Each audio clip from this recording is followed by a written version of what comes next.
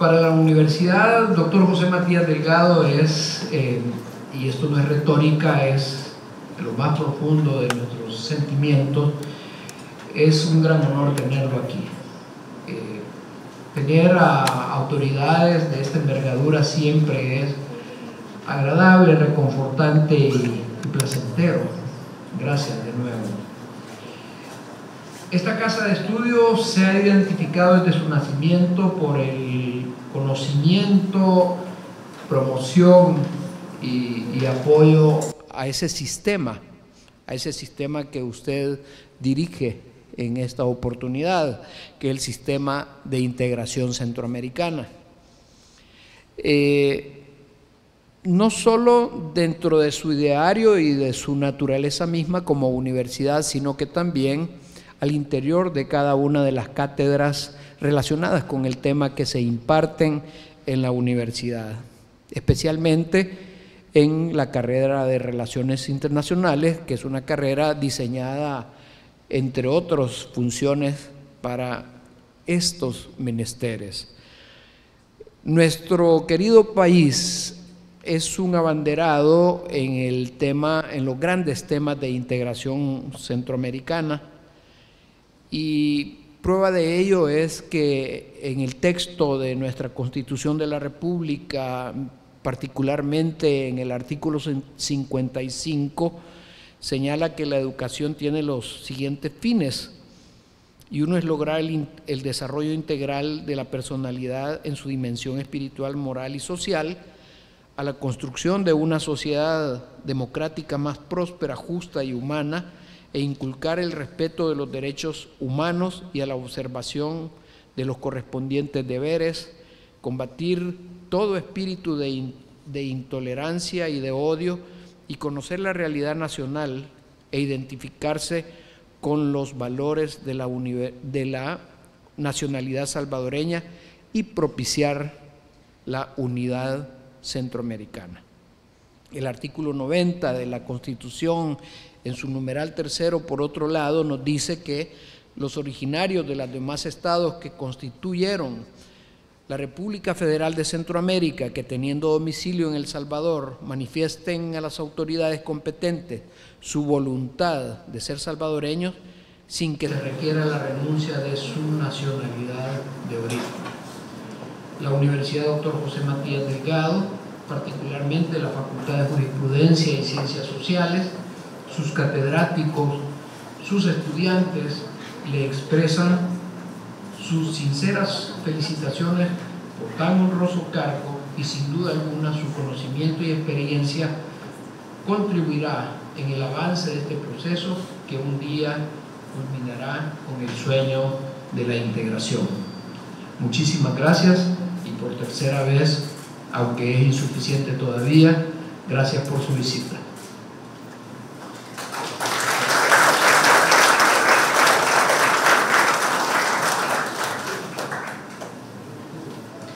Acto seguido, es un honor para mí como estudiante de esta universidad presentar a nuestro conferencista, el secretario general del Sistema de Integración Centroamericana, el Dr. Werner Vargas, con la charla magistral La Integración Centroamericana.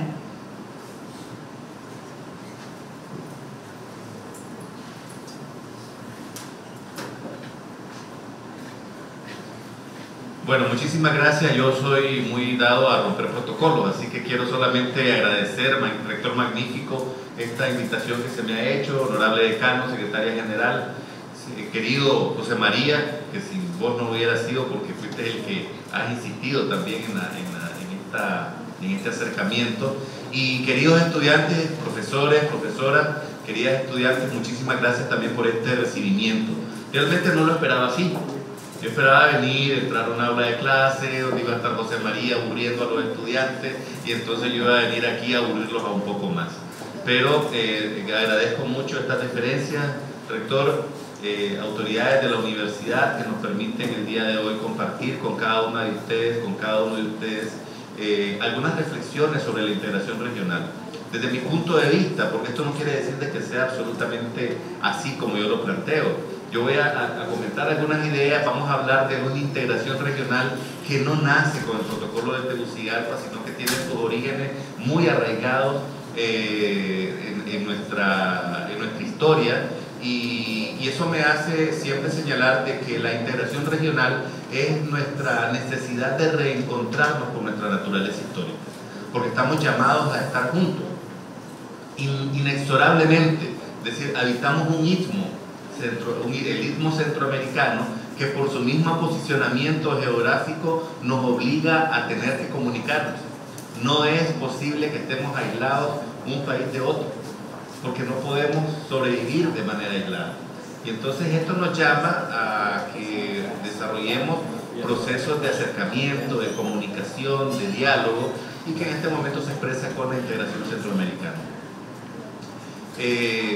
Uno de los aspectos que también queremos destacar aquí son aquellas construcciones que hemos ido desarrollando en el marco de la integración regional, que nos permiten identificar el orgullo regional, lo que le llaman bienes públicos regionales, le llaman productos de la integración regional, y que queremos llamarlo, para apropiarnos definitivamente de ellos, de esto, llamarle el orgullo regional que debemos de emprender en relación a lo que hemos conseguido en la integración regional centroamericana.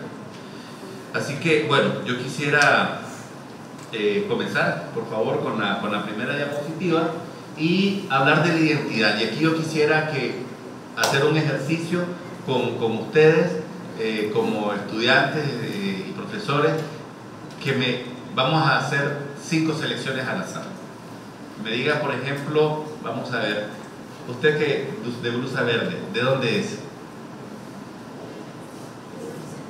De San Vicente. Muy bien.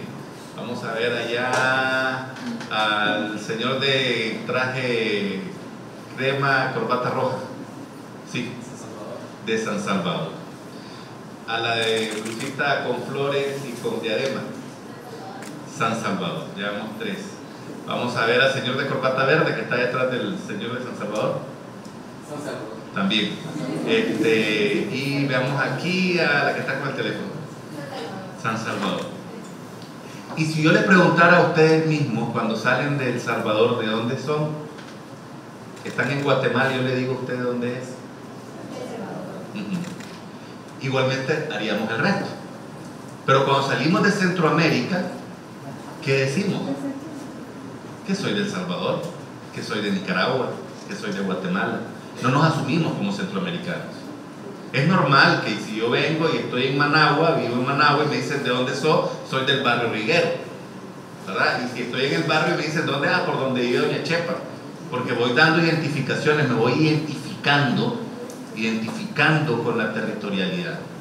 Y cuando voy escalando, saliendo, como decía Kant, de mi aldea, entonces voy encontrando una manera de identificarme con esa territorialidad. Entonces voy diciendo que soy de San Vicente, o voy diciendo que soy de Usulután, o voy diciendo que soy de Lempira o de Pérez Celedón.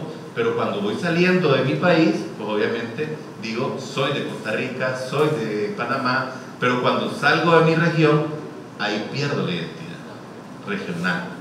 Entonces, por eso lo ponemos entre signos de interrogación. ¿Realmente existe la identidad regional centroamericana? Bueno, vamos a ver que yo creo que sí existe. La siguiente, por favor. Yo creo que tenemos que retrotraernos a esos procesos que se dan durante la independencia de la corona española. Y aquí, mi querido José María, vas a ser el punto de ataque durante casi toda mi presentación. O sea, ya hemos conversado de estos temas, pero no voy a tratarte con cariño. Durante la independencia, y tal vez yéndonos un poco más antes de la independencia, debemos de reconocer de que esa misma posición geográfica que tiene la región centroamericana nos hace de que tengamos comunicaciones necesarias. Entonces teníamos grupos cacicazgos antes de la no voy a utilizar la palabra invasión, vamos a hablar antes de la presencia española. Pues teníamos la existencia de cacicazgos que permitían estar comunicándonos entre la cultura maya, un gran grupo maya en el norte de Guatemala, México, Honduras y parte de El Salvador, una cultura náhuatl que corría todo el corredor seco centroamericano, valga la redundancia, desde el Istmo de Teotihuacán hasta Guanacaste, en Costa Rica, y un poquito más allá, los cacicazgos del Caribe, que teníamos principalmente en la región del norte de Honduras, Nicaragua y parte de Costa Rica, y así cada uno de nosotros teníamos prácticamente identificadas 3 o 5 regiones. Hay un libro que se titula de Colón a Fidel Castro, se me escapó el título, El Caribe, frontera imperial, de Colón a Fidel Castro, y eso lo escribe Juan Bosch. Y Juan Bosch, un dominicano, nos habla precisamente sobre esa capacidad de comunicación que existía no solamente en Centroamérica, sino en el Caribe Centroamérica, en el Caribe de América, entre las comunidades indígenas. Entonces ya había un espacio de comunicación, de interacción, de relación, de construcción social, que obviamente con la presencia de los españoles viene a marcarse un rumbo distinto. Y comienza todo este proceso en la construcción del coloniaje, de la construcción de nuevas identidades, donde Centroamérica se va construyendo alrededor de una capitanía general. La Capitanía General de Guatemala, que abarcaba desde Chiapas, el Soconusco, hasta Costa Rica, en la cual, independientemente que nosotros hubiéramos sido parte del virreinato de Nueva España, no teníamos un sometimiento absoluto al virreinato. Teníamos una tributación directa a la corona en Madrid, teníamos relaciones directas y designaciones directas por parte de la corona española hacia la Capitanía General de Guatemala, que no pasaban por el virrey en la Ciudad de México.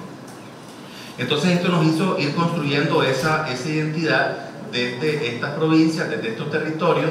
Sin embargo, a pesar de eso, por la dificultad de comunicación había una fragmentación, y así se comienzan a dar afloramientos de identidades como la chiapaneca, la guatemalteca. A nosotros nos conocían como los guanacos, o sea, todos los centroamericanos éramos guanacos. Guanaco era aquel que no era chapín, que no era guatemalteco. ¿Y qué quería decir guanaco? Torpe, rudo, iletrado. De esa manera se nos trataba al resto, porque éramos precisamente de las provincias, de lo que no éramos la metrópoli, en este caso de la Capitanía General.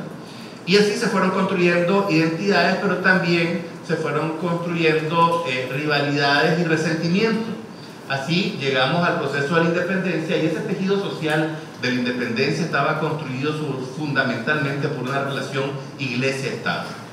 Una iglesia que era la herramienta ideológica del Estado dominante, y que en definitiva marcaba también la obediencia y el sometimiento de las masas sociales hacia lo que implicaba la construcción del Estado colonial en ese momento de la Capitanía General. Y luego, obviamente, aquí tenemos un elemento importante en la construcción de esas identidades, que es la implementación de esas dos instituciones que tenía la corona española, que eran los repartimientos y las encomiendas, que marcaban también una definición territorial. Hay un libro que en este momento se me escapa el nombre, que es de un guatemalteco, donde habla cómo, sobre la base de los repartimientos, se van estableciendo las características del traje típico guatemalteco. No es por una cuestión aldeana o una cuestión relativamente, según él, un tema de identidad cultural de origen, sino que se va construyendo sobre la base de uniformar a las poblaciones que están en esos repartimientos en relación a cómo diferenciarlos de otras repartimientos que se estaban dando en ese periodo. Luego vamos a la independencia, que la independencia no fue más en el año 1821 que el cambio de ropaje. O sea, nos mudamos de una piel monárquica a una piel republicana, y cuando ellos nos mudamos es los que detentaban el poder político. O sea, aquí el himno de Guatemala dice que se logró sin choque sangriento ubicarte en un centro de amor, porque no hubo una guerra de independencia, no tuvimos enfrentamiento, y no lo estoy llamando, qué bueno que no lo tuvimos. El asunto es de que esto simplemente fue, bueno, yo ahora tengo un sombrero de la monarquía, me lo quito y me pongo el sombrero de la República. Y por lo tanto, viva la independencia, algo así como muerto el rey, vive el rey, muerta la monarquía, viva la República, y comenzamos a construir nuevamente un modelo de Estado que estaba relacionado con el sostenimiento y mantenimiento del status quo que se da en ese momento. Tanto así que en la Declaración de Independencia de Centroamérica se establece en la cláusula primera declarar la independencia antes de que la declare el pueblo, con los nocivos efectos que podría traer. No es literal, pero es muy parecido a lo que estoy diciendo, que prácticamente la independencia se hace en 1821 antes de que la declare el pueblo. ¿Y qué quería decir eso? Bueno, mantener el status quo de los detentadores de poder sobre la base de esa alianza Iglesia-Estado, y los peninsulares o los criollos, que ya no eran necesariamente peninsulares, que ya estaban gobernando nuestros países o nuestras provincias. Y esto obviamente llegó a que posterior a esta independencia se dio la anexión al Imperio de Iturbide, luego vinieron ya propiamente la construcción de las Provincias Unidas de Centroamérica, en noviembre de 1824, vamos a cumplir 200 años el próximo año de la Federación. Y aquí comenzaron lo que llaman algunos autores e historiadores centroamericanos las guerras tardías de independencia. Y comenzamos a enfrentarnos entre liberales y conservadores que mantenían una posición en relación al status quo de los procesos económicos basados en la agricultura, principalmente en el modelo de distribución de las haciendas, de los grandes latifundios, y por otra parte la burguesía liberal, que está pujando también por ocupar estos espacios. Entonces los liberales abogaban por una federación, los nacionalistas o conservadores por mantener la distribución de las provincias. Y comenzamos en estas guerras tardías de independencia de 1824 a 1838, cuando se da la ruptura del Pacto Federal. Y en este caso la Iglesia siempre mantuvo una posición importante en esta lucha. Me recuerdo, yo tengo un escrito que se los podemos compartir, se lo vamos a mandar a José María para que se lo haga llegar a ustedes, es sobre la presencia del ideario morazánico en la integración centroamericana. Y ahí menciono cómo se da un acontecimiento natural en Centroamérica, que fue la erupción del volcán Cocihuina, en 1834, si no me equivoco, donde este volcán hizo una erupción que oscureció el cielo por 3 días. Y al momento de oscurecerlo, pues no se miraba absolutamente nada en 3 países de Centroamérica. La parte de El Salvador, Honduras y Nicaragua, que son colindantes en el Golfo de Fonseca.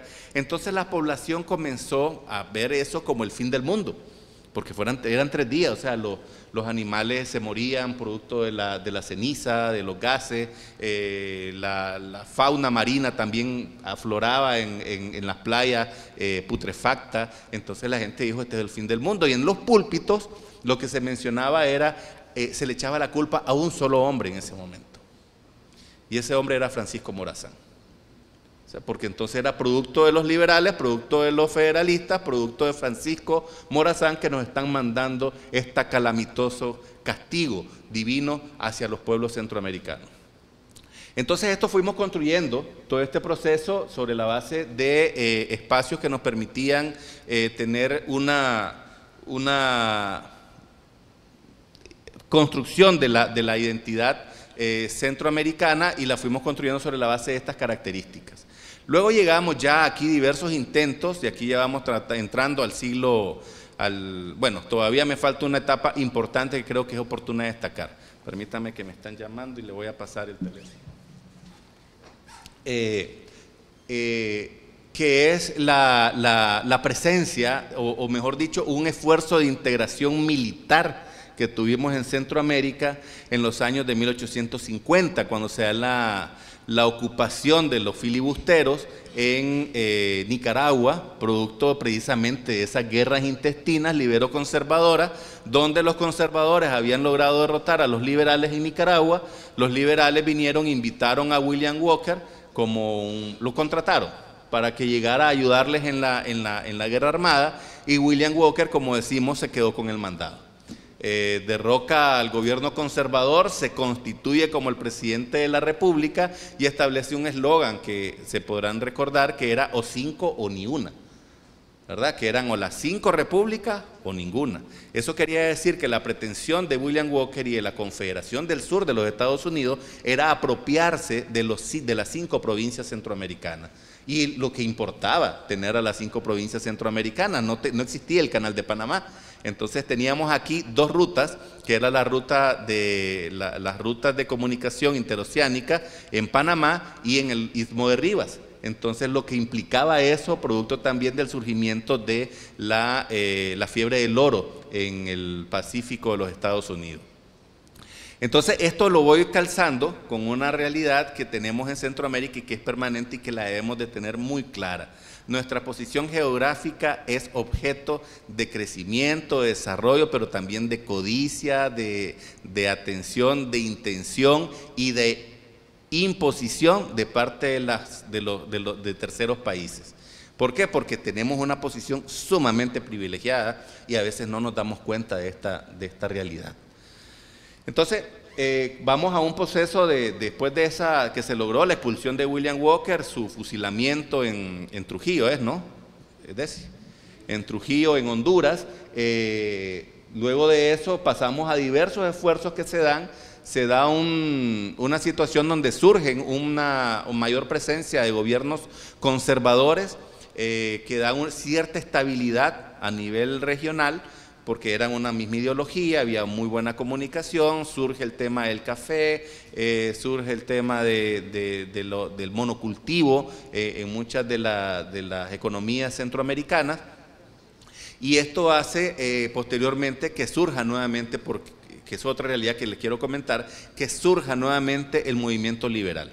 Y el movimiento liberal surge con la revolución liberal en Guatemala, de Justo Rufino Barrios. Comienzan procesos revolucionarios en cada uno de los países de Centroamérica. En el caso de Nicaragua era el general José Santos Zelaya, y esto comienza a desarrollarse sobre la base de movimientos, o mejor dicho, gobiernos conservadores y gobiernos liberales. Y entonces los gobiernos liberales financiaban a los grupos insurgentes liberales en los países conservadores, viceversa, y comenzó todo un proceso de enfrentamiento que hacía de que, por ejemplo, Nicaragua invade Honduras, hay conflictos bélicos donde Guatemala invade El Salvador, muere Justo Rufino Barrios, y este tipo de cosas que se dan en la región centroamericana, que pone una atención a 2 países, a 2 potencias en ese momento, y es a México y Estados Unidos.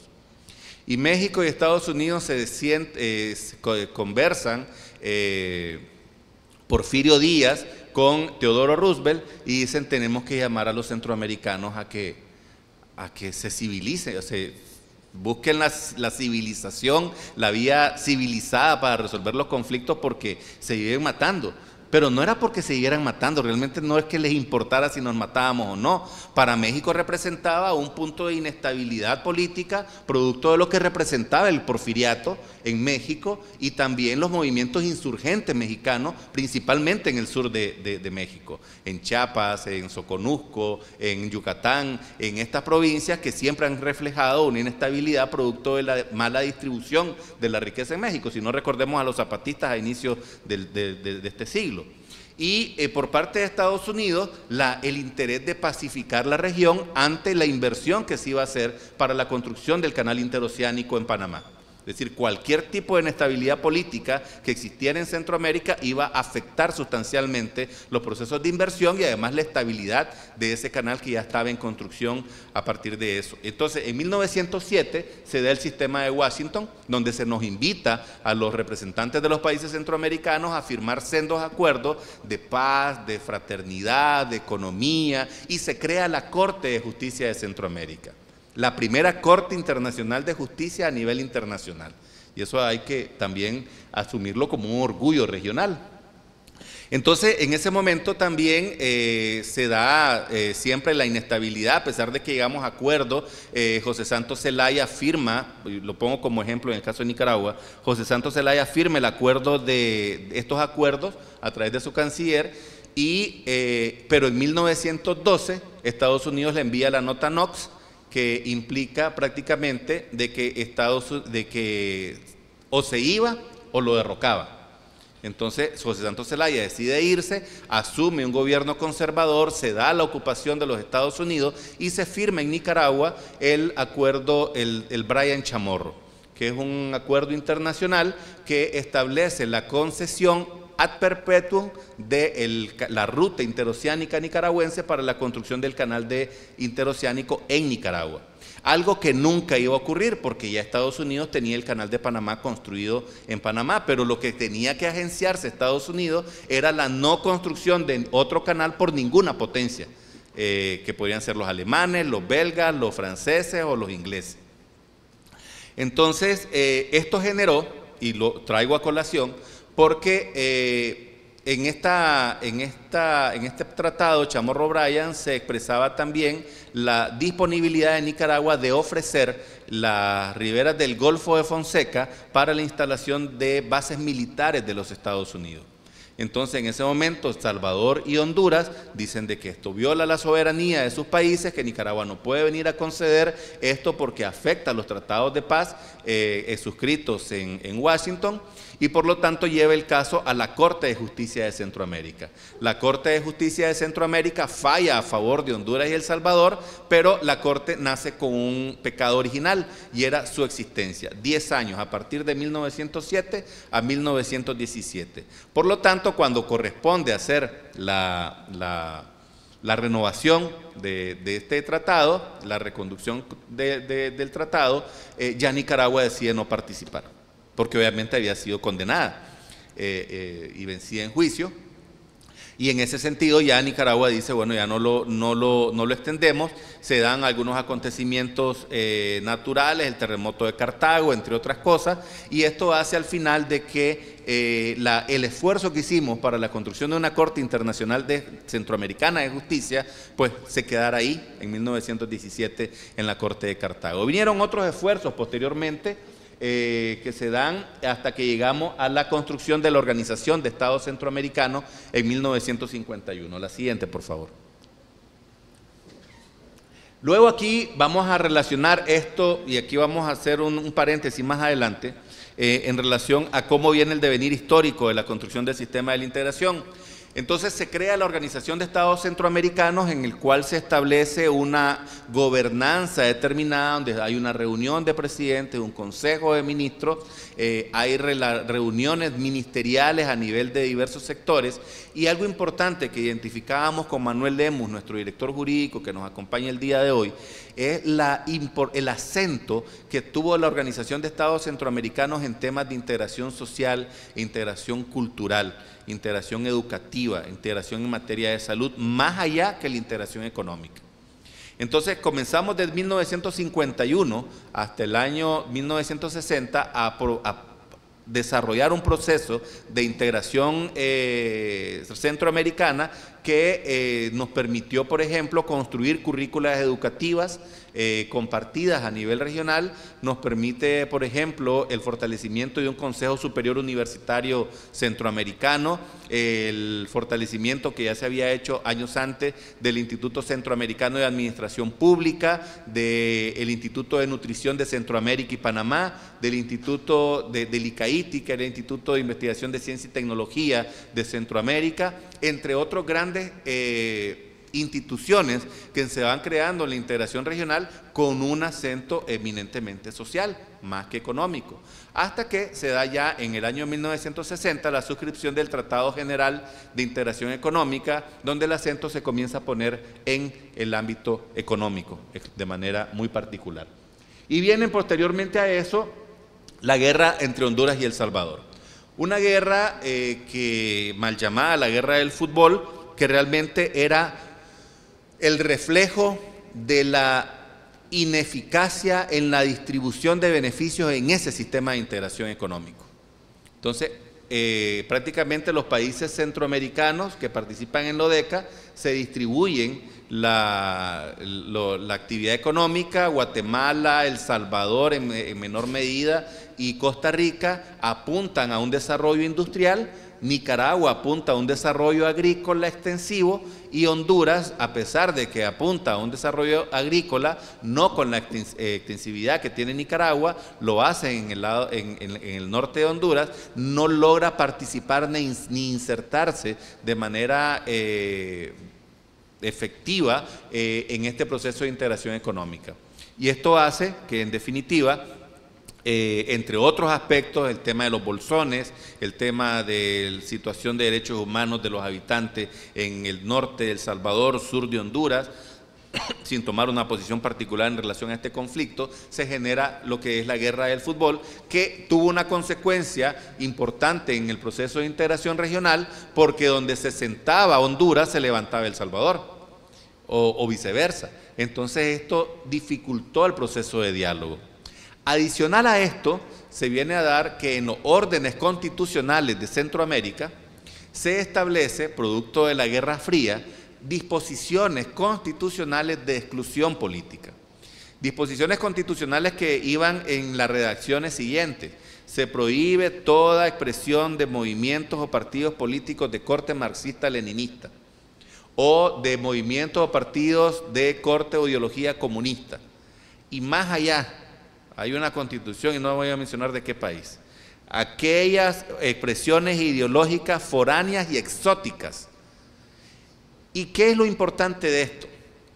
De que independientemente que si se excluía o no se excluía el comunismo, era de que bajo ese argumento se comienzan a dar los procesos de exclusión política, y toda expresión gremial de los campesinos, de los sindicatos de trabajadores, de salud, de educación, todo podía ser catalogado en el marco de la lucha contra el comunismo y contra el marxismo-leninismo. Y esto va generando procesos de exclusión política, de donde, por ejemplo, reivindicaciones legítimas en materia salarial, en materia de mejores condiciones de los trabajadores de salud, eran consideradas de corte comunista y por lo tanto perseguidas y sancionadas por el Estado, porque la Constitución así lo manda.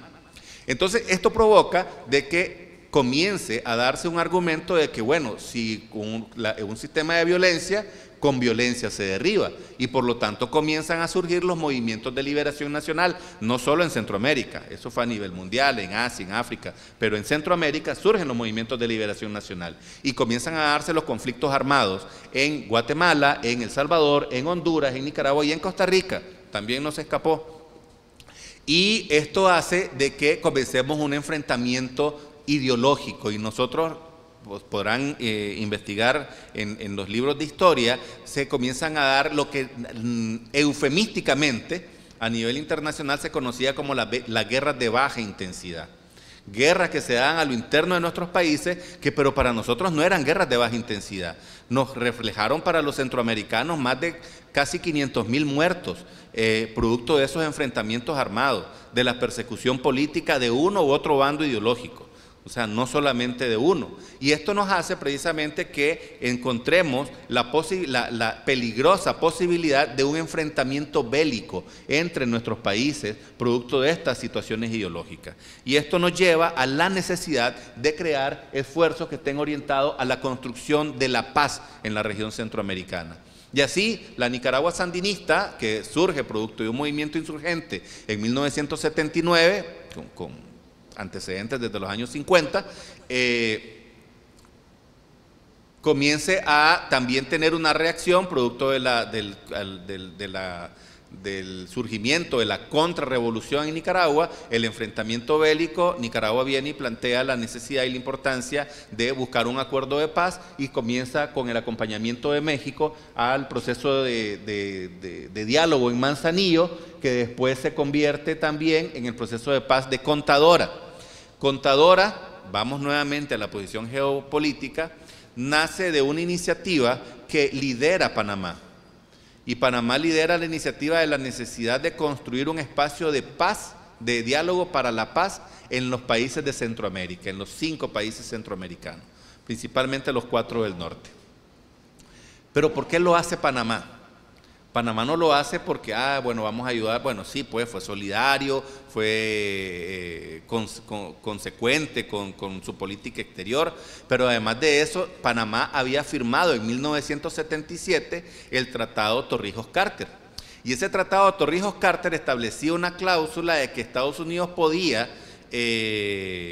alegar el incumplimiento del tratado ante una seria amenaza en la seguridad del Canal de Panamá. Entonces Panamá lo que busca es acuerparse en esta política donde decide el general Torrijos sacar el tema de la política, de la recuperación del canal, de la política nacional a la política exterior. Logra el acuerpamiento de la comunidad internacional, principalmente en el marco de Naciones Unidas, pero además de ello también procura garantizar la paz en la región centroamericana liderando este proceso de paz de Contadora, a la que se suma México.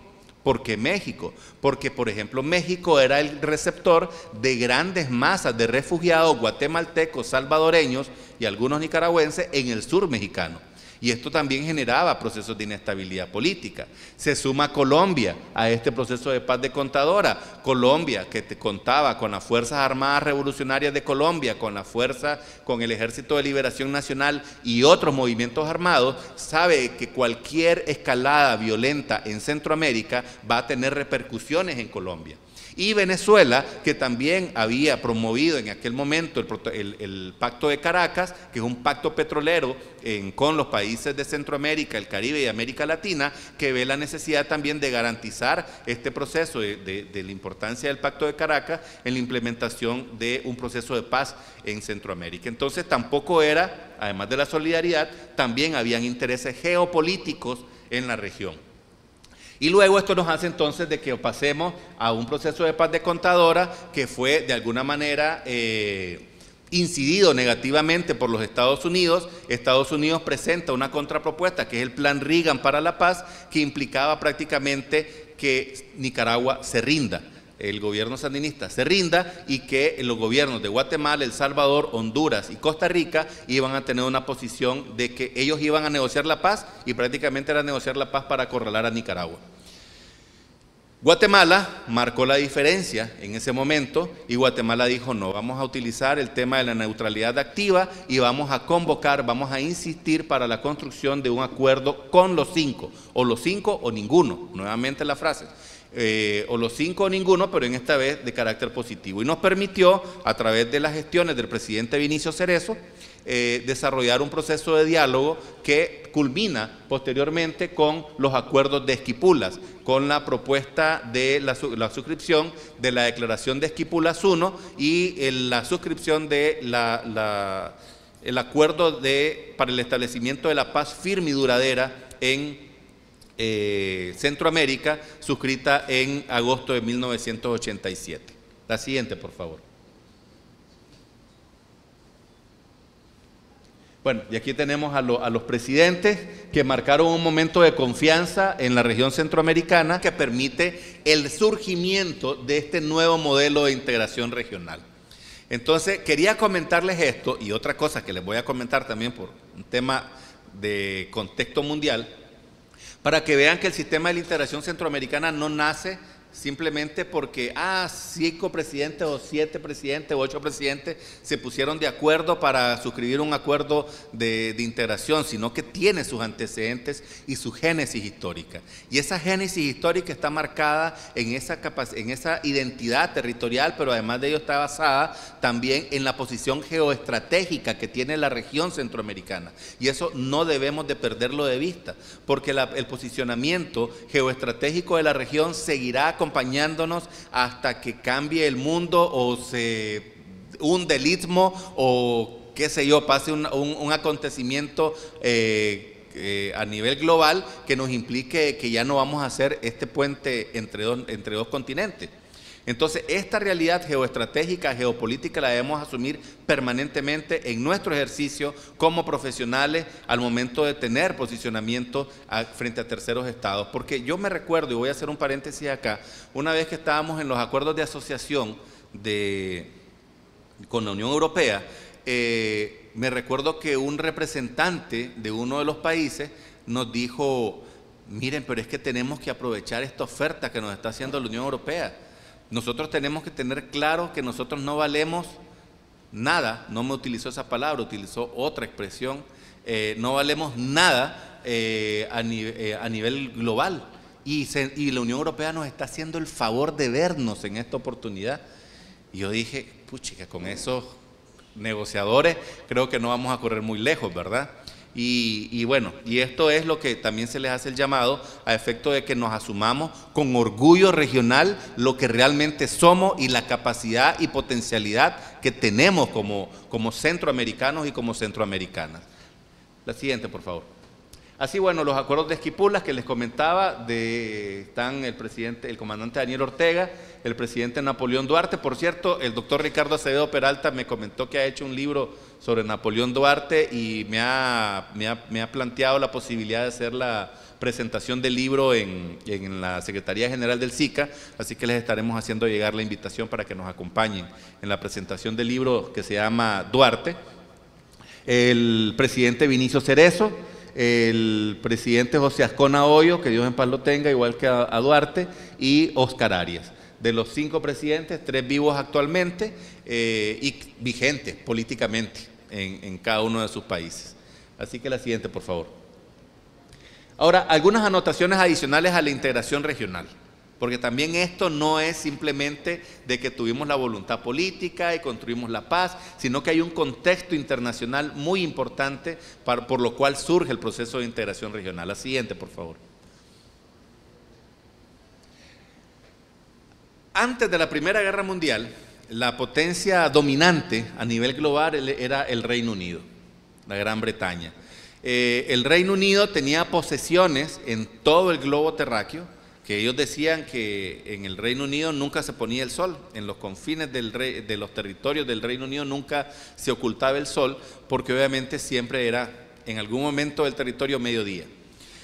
Bueno, esta es una expresión, pero que tiene un significado económico muy importante, porque entonces el Reino Unido no requería de ninguna relación comercial con terceros países, porque ellos se satisfacían solos a través de sus colonias, de las colonias en Asia, las colonias en África, las colonias en América, y por lo tanto cualquier requerimiento que tuviera la metrópoli simplemente acudía a sus colonias. Y esas colonias le satisfacían el algodón, los granos básicos, el aceite, el azúcar, el banano, lo que quisieran. Y ellos dedicando a industrializarse, ¿no? Recordemos la revolución industrial y nosotros como colonia, bueno, las colonias británicas le daban ese sustento a esa industrialización. Entonces, en ese momento era una economía que está basada en ese desarrollo colonial hasta que comienza ya propiamente se da la Primera Guerra Mundial, pasamos a un momento importante en la economía global, que es la Gran Depresión de 1929, y esto hace la necesidad de que los países traten de salvaguardar sus economías. ¿Y cómo salvaguardan sus economías? Elevando los aranceles y limitando las importaciones. Entonces comienzan a señalar, bueno, pues vamos a garantizar nuestra industria. ¿Y cómo hacemos esto? Subamos el arancel de importaciones y limitemos estas importaciones. Y esto comienza a darse como una constante, pero comienza otra potencia a emerger después de la Primera Guerra Mundial, la siguiente por favor, que son los Estados Unidos de América. Y los Estados Unidos de América, que si bien tenían un territorio vasto y tienen algunas colonias, o tenían en aquel momento algunas colonias, parte de la necesidad de decir, no, yo sí tengo que establecer una relación comercial importante con el resto del mundo. Y esta relación comercial la voy a establecer sobre la base de 2 principios, la reciprocidad y el de la nación más favorecida. Esto me hace entonces que Estados Unidos viene y comienza a promover acuerdos bilaterales, y en aquel momento, ¿quién no quería tener acuerdos con Estados Unidos? Si es la potencia emergente. Entonces le dice, sí, pero todo lo que yo te dé, vos me lo das. Y además de eso, si vos le das algo a un tercero, que lo beneficia más, me lo tenés que dar a mí, que es la cláusula de la nación más favorecida. Y sobre esta se va construyendo una relación comercial a nivel global que va reconfigurando el rostro de la economía a nivel de todos los países. Y comienza este bilateralismo que se promueve a nivel de los países, subsiste hasta el final de la Segunda Guerra Mundial, donde Estados Unidos propone la reconstrucción del orden económico mundial a través de un trípode, una pata de gallina le dicen también, que es el Banco Internacional de Reconstrucción y Fomento, el Fondo Monetario Internacional y la institucionalización y la regulación del comercio internacional en lo que hoy conocemos como la OMC. Entonces esto la siguiente por favor, marca la creación del Acuerdo General de Aranceles, Aduaneros y Comercio, el GATT, que se establece sobre la base de los mismos principios. El de la no discriminación, que es el multilateralismo, todos participan en el ámbito comercial, la reciprocidad y la nación más favorecida, con una diferencia, que la nación más favorecida ya no es en el ámbito del bilateralismo, sino del multilateralismo. Es decir, si yo soy de la OMC y yo firmo un convenio como Salvador con Tailandia para un determinado arancel que es más beneficioso que en el resto que hemos acordado en la OMC, inmediatamente se lo tengo que dar a todos los países de la OMC, o en este caso del GATT en aquel momento. Entonces, y una importante excepción en esta regla es el artículo 24 del GATT, el cual establece de que estas cláusulas o estos compromisos se establecen con excepción de aquellos países que decidan conformar un modelo de integración regional.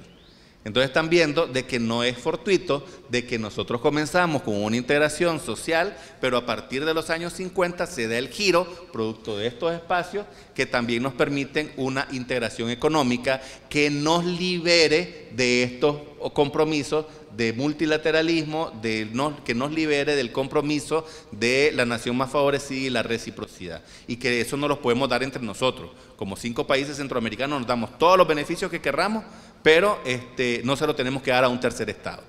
Y eso es el modelo de integración económica. De ahí, entonces, pasamos ya propiamente a la creación de la OMC, y bueno, lo que ya les mencionaba. La siguiente, por favor. Creo que nos vamos a saltar esta fase y solamente lo voy a comentar. La siguiente, por favor. De los conceptos de la integración, tenemos algunos como el de Lindbergh, que nos habla sobre la necesidad de construir políticas exteriores. ¿Por qué se crea un modelo de integración? Donde los países anteponen el deseo y la capacidad de construir políticas exteriores hacia la posibilidad de buscar toma de decisiones conjuntas y delegar su proceso a la toma de decisiones a nuevos órganos centrales.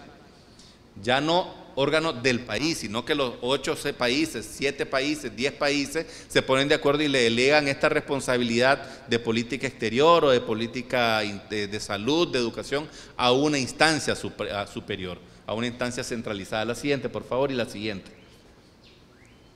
Y así entonces vemos cómo a partir de la segunda mitad del siglo XX se comienza a dar la profusión de los modelos de integración regional, promovidos principalmente también por la globalización, por un predominio del modelo económico del libre mercado.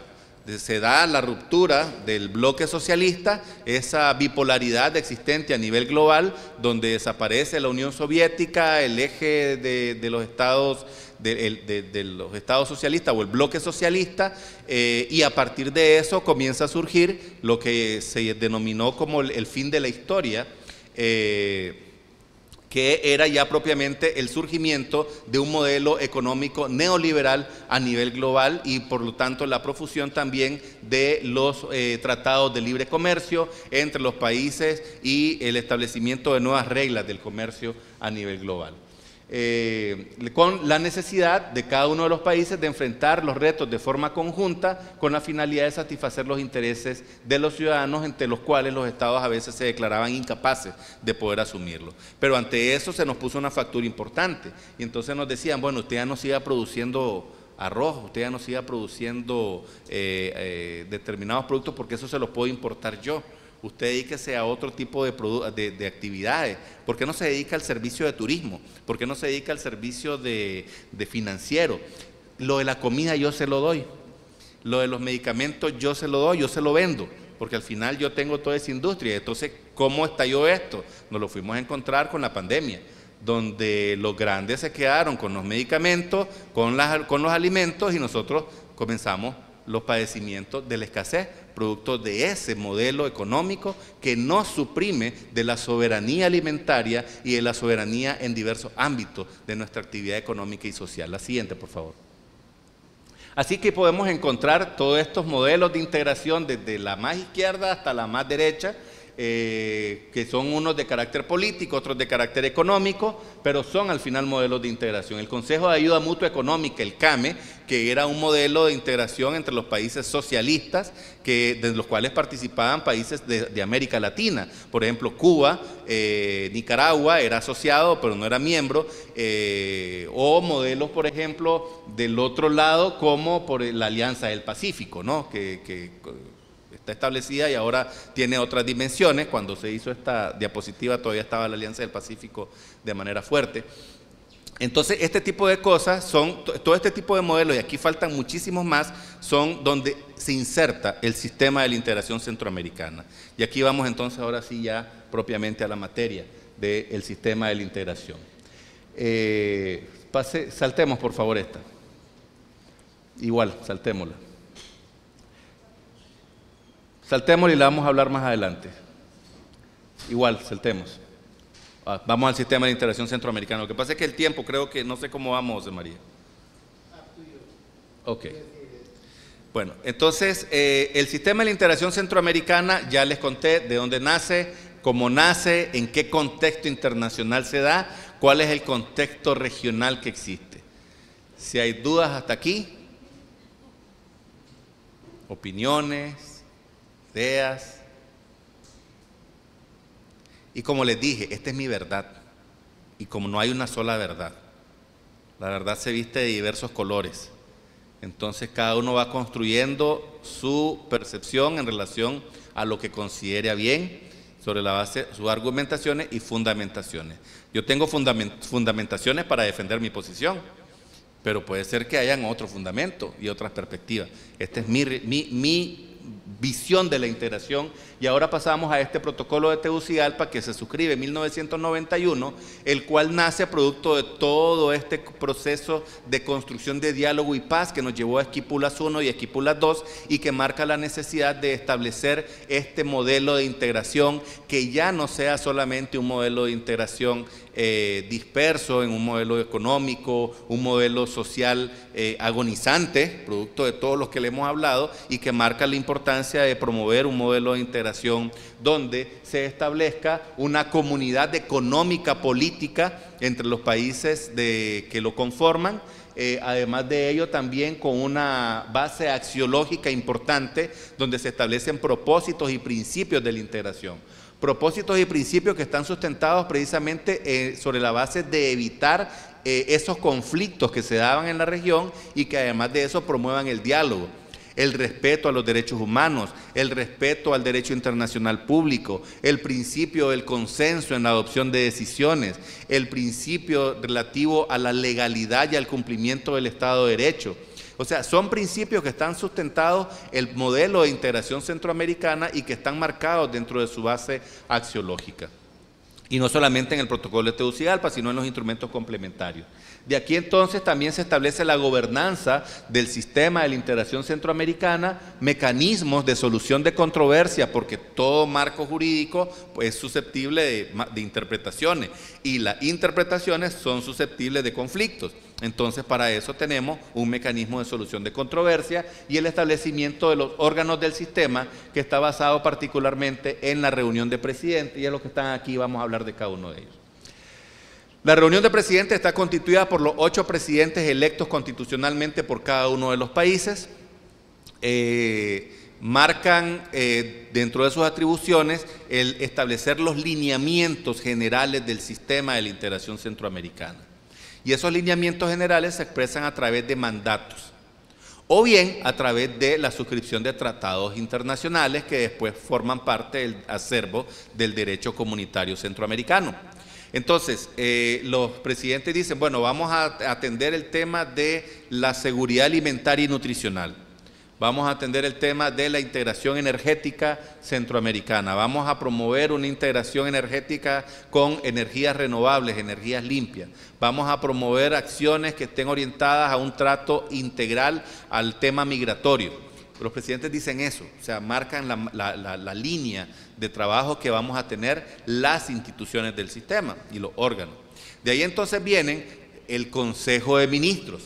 El Consejo de Ministros es uno solo, que se constituye de conformidad a sus diferentes ramos, Consejo de Ministros de Integración Económica, el Consejo de Ministros de Integración en materia de salud, el Consejo de Ministros de Energía, pero el protocolo de Tegucigalpa lo concibe como un solo órgano comunitario que tiene sus diversas expresiones a través de sus ramos. Y entonces, ¿qué hace el Consejo de Ministros? El Consejo de Ministros es el encargado de ejecutar las decisiones de la reunión de presidentes y de la base axiológica, los propósitos y principios establecidos en el marco jurídico normativo del sistema de la integración centroamericana. Entonces, el Consejo de Ministros aprueba políticas, aprueba estrategias, aprueba planes de acción, aprueba reglamentos, aprueba resoluciones, aprueba recomendaciones o aprueba también acuerdos de manera específica, cada uno de conformidad a su naturaleza.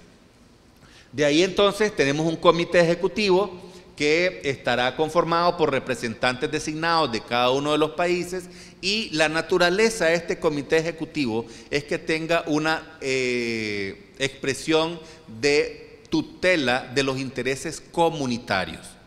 No hemos llegado a alcanzar esa posición. Todavía estamos en un espacio de intergubernamentalidad en este órgano, donde participan los viceministros, y como siempre lo he dicho, el viceministro es el viceministro del país y va a defender los intereses nacionales de su país. Mal haría no hacerlo.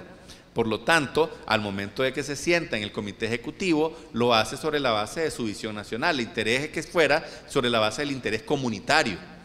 Y bueno, eso aquí hay como un balance, ¿no? Porque al momento de lograr los consensos, se logran los intereses comunitarios, pero no de manera absoluta. El Comité Ejecutivo es el órgano contralor de la legalidad del sistema de la integración centroamericana. Es el que dice: esto está bien hecho, esto está mal hecho, esto debe hacerse de esta manera. Por lo tanto, tiene una facultad reglamentaria importante a lo interno de la institucionalidad del sistema de la integración. La Secretaría General del SICA, que es el órgano ejecutor de las decisiones también que se adoptan por parte de estas instancias, es el representante legal del sistema de la integración centroamericana. Es a la vez también el que da las alertas en cuanto al cumplimiento o no de las disposiciones que se han venido adoptando en el marco del sistema, gestiona la cooperación internacional para el sistema de la integración centroamericana, establece acuerdos con terceros países, con organismos internacionales para el cumplimiento de los fines y propósitos establecidos en el protocolo de Tegucigalpa. La reunión de vicepresidentes, que tuvo un auge importante producto del papel que jugaron los vicepresidentes en los procesos de paz de Centroamérica. La reunión de vicepresidentes se le delegó la construcción del Parlamento Centroamericano y fueron los que redactaron el Tratado Constitutivo del Parlacén en su momento. Actualmente no está operando tal cual establece el protocolo de Tegucigalpa, y es uno de los aspectos que hemos conversado con el vicepresidente Ulloa, de la posibilidad de que ahora que ejerza la presidencia pro tempore de El Salvador a partir del 1 de julio, se reactive el espacio de la reunión de vicepresidentes del sistema. El Parlamento Centroamericano, que es el órgano de representación de política y democrática del sistema de la integración centroamericana, sus diputados, como ustedes lo saben, son electos por el voto popular directo y secreto de cada una de las poblaciones. Cada uno tiene sus propios modelos de designación de sus diputados.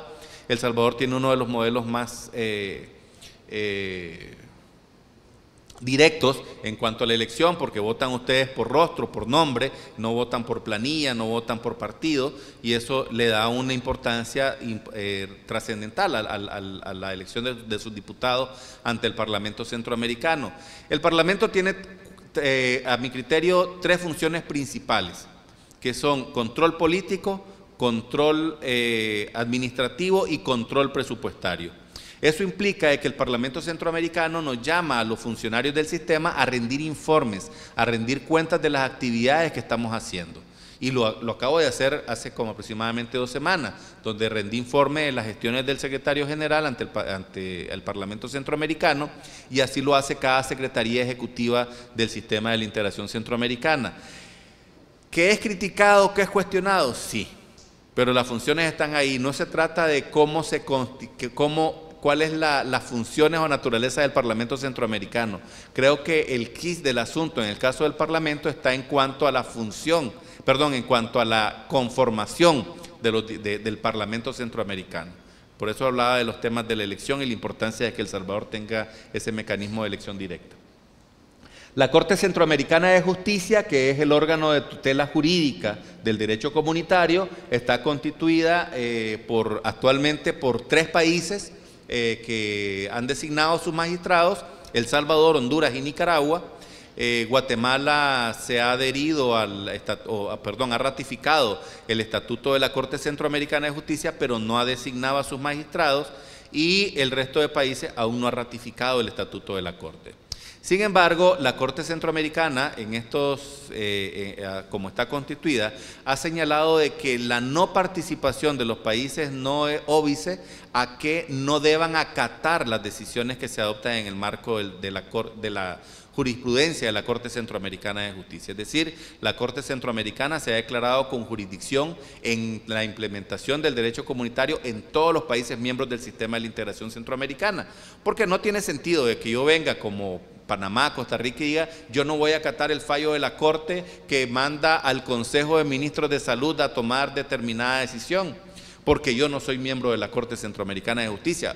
Tal vez el país no lo será, no será miembro de la Corte, pero es miembro del órgano comunitario, y como órgano comunitario se somete a la jurisdicción de la Corte. Y además de eso, al momento de que se firmó el protocolo de Tegucigalpa, se estableció en el artículo 31, ¿es, Manuel? No, pero en el 35, en el artículo 35, que toda controversia derivada de la implementación e interpretación del presente instrumento deberá ser solventada en la Corte Centroamericana de Justicia. Ahí está dicho, y eso lo firmaron los 8 países. Por lo tanto, yo no puedo, es que yo no soy miembro yo no reconozco el reglamento, sí, pero reconoce la norma fundamental. Pasando a ese, que es un tema apasionante entre los constitucionalistas, los internacionalistas y no digamos los comunitaristas, que en el ámbito jurídico resulta apasionante. Y el comité consultivo, que es el órgano conformado por las organizaciones de la sociedad civil o las organizaciones sociales que están aglutinadas a nivel regional. Actualmente entiendo yo que hay aproximadamente 35 redes regionales que conforman el comité consultivo, y el comité consultivo es jurídicamente hablando, es el órgano que asesora al secretario general del SIC. Sin embargo, ha tenido una relevancia importante no quedarse solamente como asesor, sino también como un órgano de consulta, de incidencia política en las decisiones que se adoptan en el marco del sistema. Es nuestro esfuerzo en esta gestión de la Secretaría General darle mayor participación al comité consultivo sobre la base de un principio, y es buscar los consensos y liberar la agenda regional de aquellos temas que son de política interna o de política exterior soberana de los estados, que nos pueden generar algún conflicto y nos impiden avanzar en los temas que realmente son de nuestro interés. La siguiente, por favor. Bueno, aquí estamos hablando de los tratados fundamentales, el protocolo aquí, bueno, solo he mencionado 4, pero son mucho más: el protocolo de Tegucigalpa, el protocolo de Guatemala, el Tratado Marco de Seguridad Democrática, el Tratado de Integración Social. Algunos juristas podrán decir: no, el tratado fundamental es el protocolo de Tegucigalpa y el resto son instrumentos complementarios. Es parte de la discusión. Eso no estamos cerrados, pero también tenemos derecho comunitario derivado, que son los actos que se adoptan en el marco de las atribuciones que brindan estos instrumentos fundamentales. Por ejemplo, el protocolo de Tegucigalpa establece que el Consejo de Ministros puede adoptar, le decía anteriormente, resoluciones, reglamentos, recomendaciones y acuerdos. Y las resoluciones y los reglamentos son de carácter vinculante, porque son parte del derecho comunitario centroamericano. Esto quiere decir de que parte de 4 principios: aplicabilidad inmediata, es decir, no necesitan pasar por ningún parlamento nacional para ser adoptados. Basta con que el Consejo de Ministros tome la decisión, lo haga entrar en vigencia y es de efecto directo, es decir, que cualquier ciudadano puede invocar este instrumento para el cumplimiento de sus derechos. Además de ello, también tiene otro principio, que es de la prevalencia sobre el derecho interno. No se puede alegar: es que la ley tal dice tal cosa y por lo tanto yo no puedo cumplir con ese reglamento del Consejo de Ministros. No, tiene prevalencia sobre el derecho interno.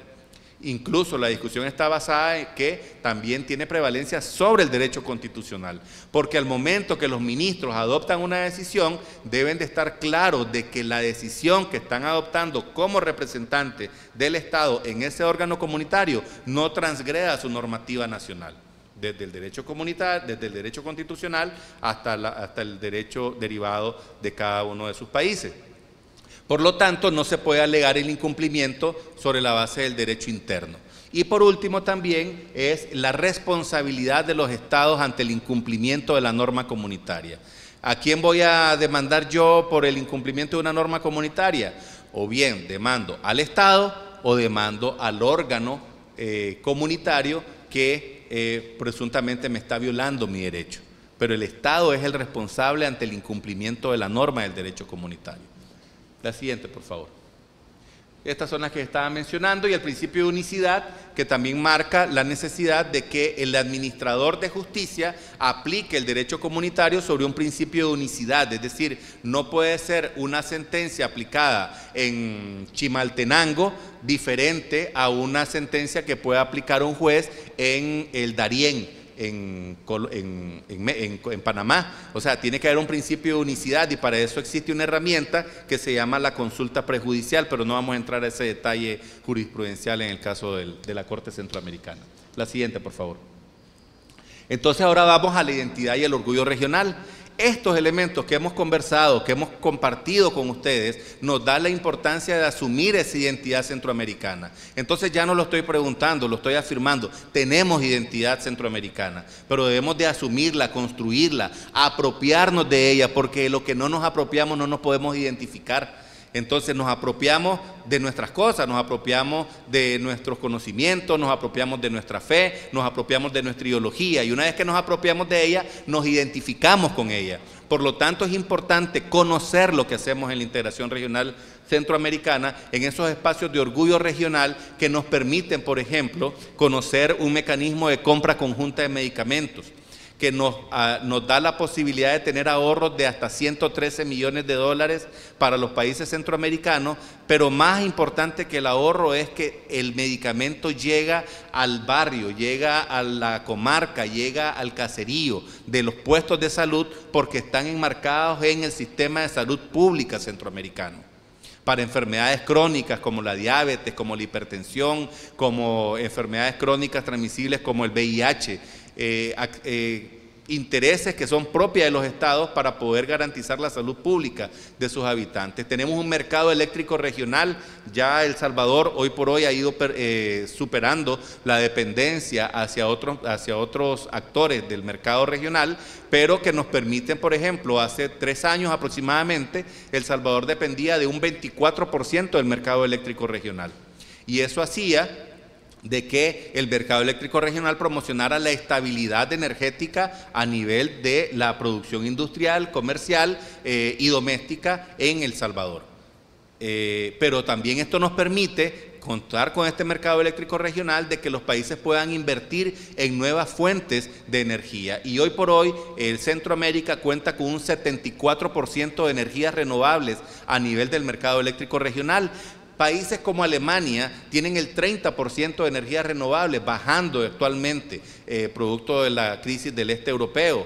Países como Estados Unidos no alcanzan más allá del 50% en energías renovables, porque obviamente tienen una alta dependencia a los hidrocarburos y nosotros la seguimos teniendo en el caso de la movilidad, es decir, buses, transporte público, transporte particular, pero en esta energía que es de generación eléctrica hay un 74% de aporte a nivel regional y en el caso de El Salvador un poco más, como en el caso de Costa Rica, que son los países que lideran junto con Panamá las energías renovables a nivel regional. Tenemos un orgullo regional, por ejemplo, al contar con un mecanismo de prevención de la violencia que ha sido adoptada por los países del sistema de la integración centroamericana y que nos permiten actuar de manera conjunta en operativos regionales para el combate a la trata de personas. La trata contra la migración irregular, principalmente atacando a las estructuras criminales de trata de personas. Tenemos o podemos sentir orgullo regional cuando establecemos que durante la pandemia a pesar de la pandemia, a pesar de todas las dificultades globales, Centroamérica continuó creciendo modestamente, pero de manera sostenida en sus niveles, sus niveles económicos, y que permiten hoy por hoy en Centroamérica, a pesar de que las estimaciones del Banco Interamericano de Desarrollo señalan que América Latina va a crecer el 1%, Centroamérica va a crecer el 4.38%, porque contamos con un mercado regional que nos permite intercambiar nuestras mercancías a nivel de exportaciones intrarregionales por el orden de 12.000 millones de dólares a nivel intrarregional. Y esto nos permite también satisfacer nuestras demandas. En los peores momentos de la pandemia fuimos nosotros, los centroamericanos, las centroamericanas, las que nos permitimos brindar ese acompañamiento, esa satisfacción de necesidades de productos entre nuestros países. Y establecimos un protocolo de bioseguridad en materia de transporte a nivel regional que nos permitió el intercambio comercial, producto de un acuerdo del Consejo de Ministros de Salud y el Consejo de Ministros de Transporte y Economía. Entonces tenemos mucho de qué sentirnos orgullosos, y podría seguir enumerando aquí, y ya es hora de almuerzo, podría seguir enumerando aquí una gran cantidad de beneficios, de logros, de avances que tiene la integración regional, de la cual debemos de sentirnos orgullosos, y al apropiarnos de ello nos hace sentir con mayor identidad ese orgullo de ser centroamericanos y ser centroamericanas. Así que muchísimas gracias por su tiempo, por su paciencia, y ha sido un gusto estar con ustedes. Estamos a la orden, cualquier pregunta o comentario.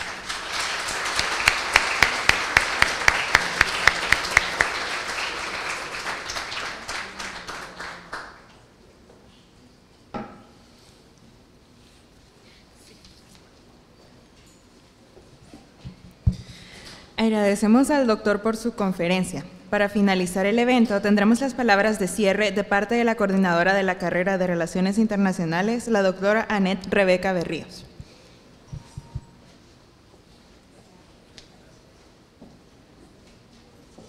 Muchísimas gracias, pero antes de dar las palabras de agradecimiento, quisiera preguntarle a los estudiantes que nos acompañan de las distintas universidades y de la Universidad Matías Delgado, si tienen alguna pregunta para el doctor Werner Vargas. Sí, tenemos una allá. Doctor, le cedo el micrófono. Buenas tardes, señor secretario general. Se le agradece el tiempo que nos ha brindado en su agenda, y la pregunta va relacionada en que ¿qué necesita la región centroamericana para poder replicar un espacio Schengen? Y pues el impacto que tendría si se llegara a aplicar. Gracias. Si hubiera otra pregunta, así contestamos en bloque.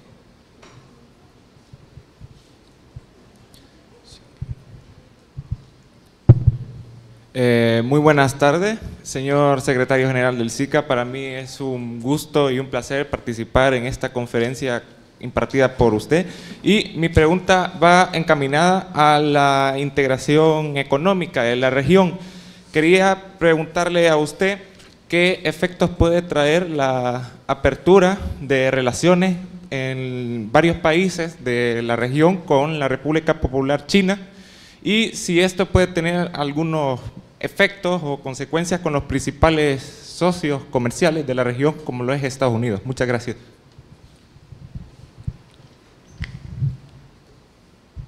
Por ahí hay otra.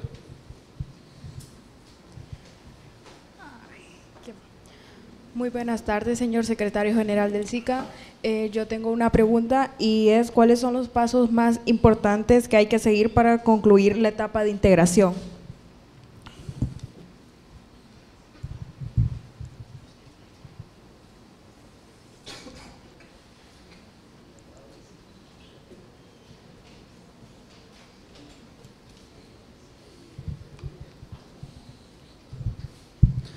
Buenos días, estimado secretario general. Es un placer para mí estar aquí, y mi pregunta es la siguiente, que si hay alguna posibilidad de que la región centroamericana pueda relacionarse con otras regiones, como pueden ser la región europea o región asiática, por ejemplo.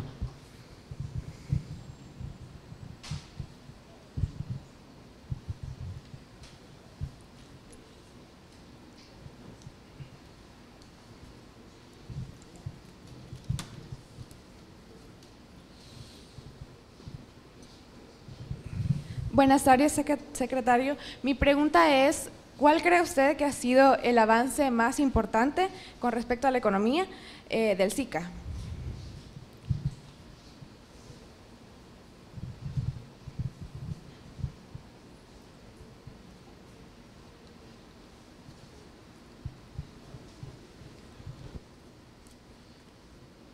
¿Estamos ahí? Ok.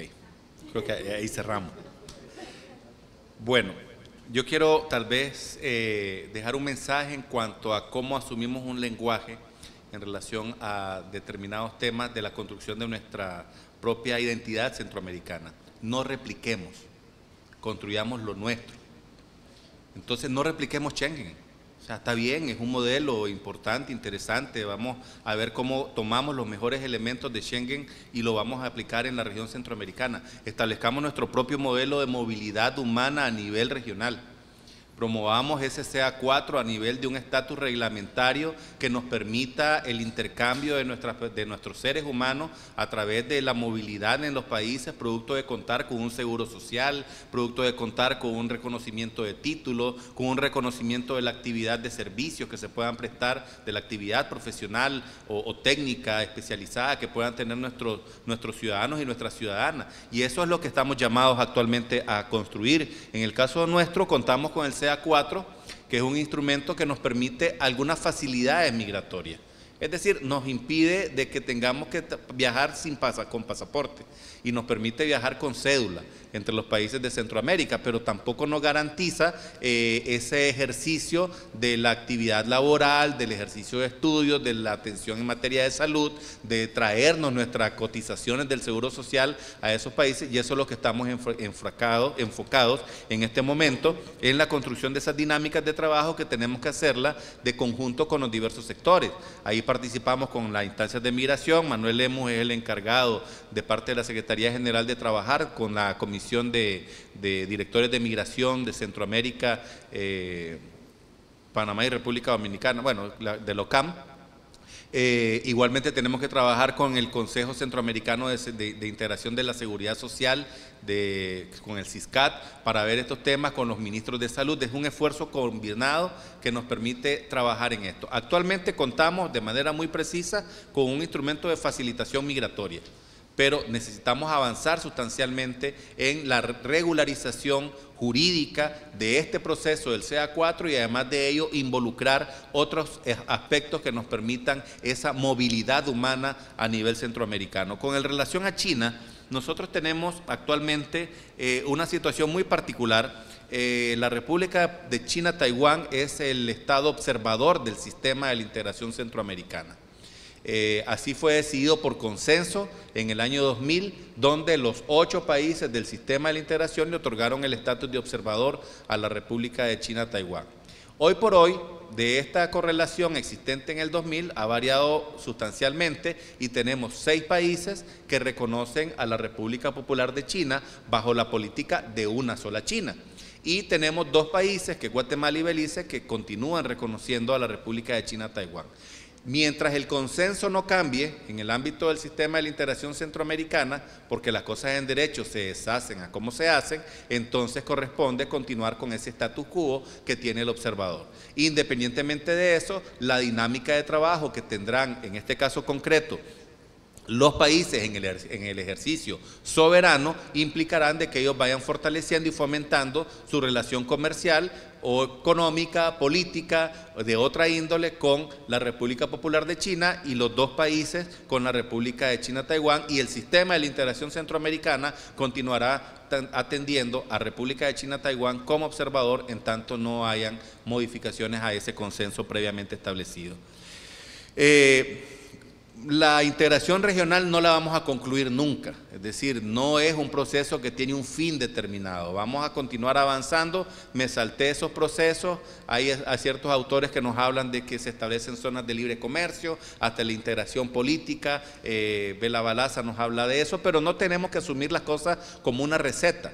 Es decir, nosotros vamos a construir nuestra integración sobre la base de nuestras propias realidades, y nuestra realidad es que no somos países industrializados, como lo es el caso de muchos países europeos, que no somos países que estamos cerca de la actividad económica como lo pueden estar los europeos. Somos una región geográficamente importantísima y que sobre esta realidad geográfica, sobre nuestra realidad económica, es que debemos de construir nuestro propio modelo de integración regional centroamericana y sentirnos orgullosos de él. Insisto con esto del orgullo, pero no vamos a concluirlo. Debemos seguir dando pasos, avanzar hacia un modelo de integración más profundo que nos permita fortalecer nuestra integración económica. Hay un esfuerzo importante que ha hecho Guatemala y Honduras en cuanto a la integración profunda y que ahora se incorpora a El Salvador y que ya Nicaragua es observador de ese modelo de integración profunda que permite un mejor intercambio. Lo conversábamos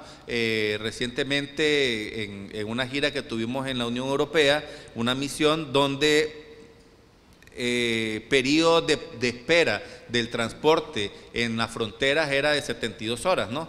Y ahora es de 7 minutos. Producto de esa integración profunda. Eso nos hace de que el intercambio comercial sea mucho más fluido, pero qué lástima que solamente las mercancías transiten a esa velocidad y nuestros ciudadanos transiten a las mismas velocidades que estaban anteriormente o tengan impedimentos para hacerlo. Con relaciones intrarregionales sí tenemos, y recientemente hemos celebrado una reunión con el secretario de ASEAN, de la Asociación del Sureste Asiático.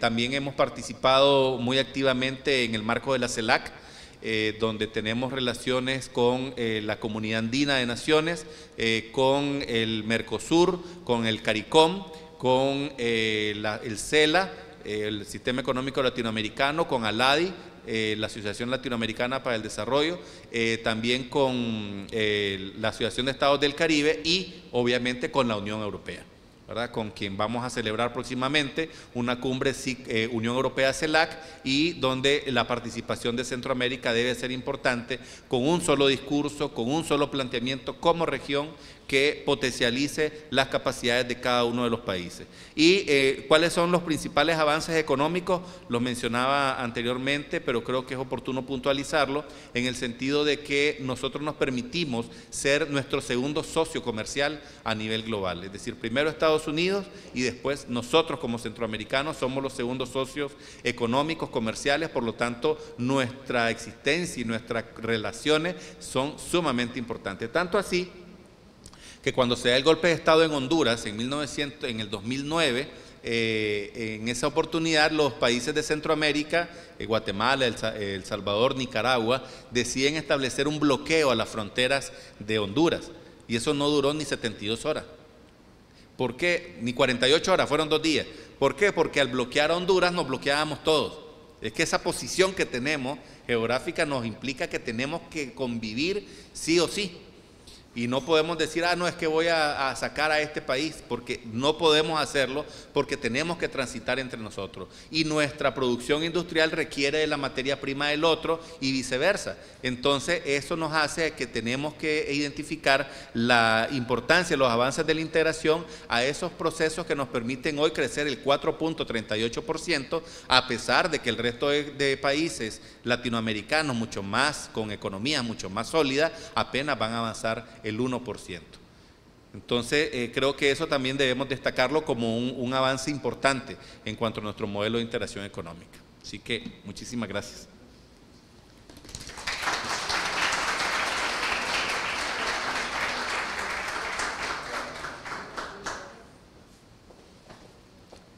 Honorable señor secretario general del Sistema de Integración Centroamericana, doctor Werner Vargas, en nombre de la Universidad doctor José Matías Delgado, de sus altas autoridades, le agradecemos profundamente esta conferencia magistral en donde nos ha hecho viajar por la historia con una interpretación geopolítica de todos los acontecimientos ocurridos en nuestra región y los grandes pasos que hemos logrado pese a las dificultades.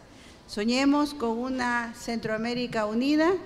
Aquí nuestros jóvenes son el futuro de la integración centroamericana y le damos las gracias. La universidad lo invita para posteriores conferencias, que no sea la primera ni la última vez que usted está aquí y le damos las gracias en nombre de todos. Y les pido un aplauso, por favor.